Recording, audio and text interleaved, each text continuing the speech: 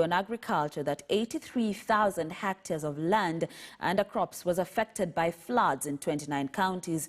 Munya, however, noted that the national food security is fairly stable and that the prevailing weather is conducive for agricultural production in high potential counties.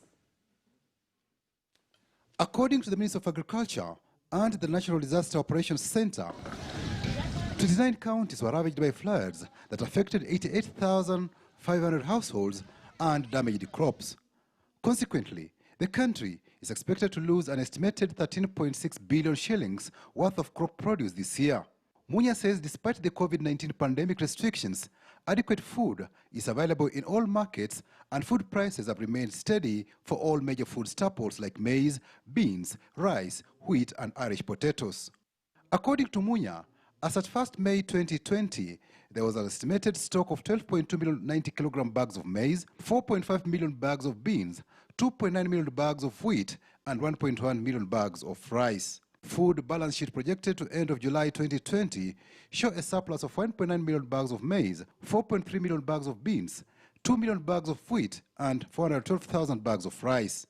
The available maize balances is sufficient up to the end of this month. We usually have a deficit. We never produce enough maize for the country.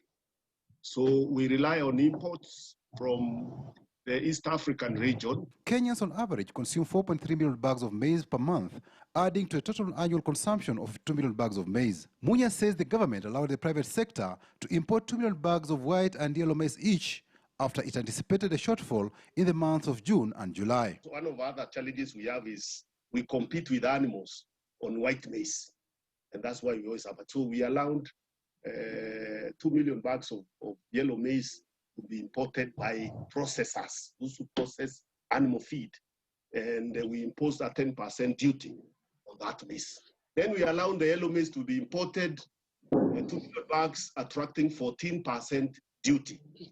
The reason we did that was we calculated the cost of importing and transportation from Mombasa, and we realized we realized this maize will arrive here and it will be selling at 3,000 shillings. Munya defended the dissolution of the Strategic Food Reserve Trust Fund and transfer of its functions to the National Cereals and Produce Board. It is a separate gazette notice that came from nowhere that created a separate institution called SFR. So what we are doing is correcting that anomaly so that NCPB become what it was envisioned to be. Munya says the minister has procured 72 metric tons of rice seeds that will be distributed to farmers who lost their rice crop through flooding. The United Nations Food and Agriculture Organization says the desert locust remains a threat to food security and livelihoods in the Horn of Africa.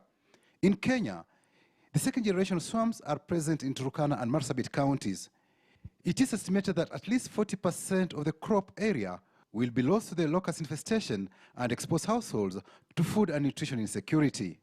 Patrick Amimo, KTN News. So that's all we had for you on News Desk this afternoon. We say thank you so much, as always, for tuning in. Stay safe, okay? Wash your hands with running water and soap for about 20 seconds. Sanitize, observe social distancing, and remember, we shall overcome. We are on standby for the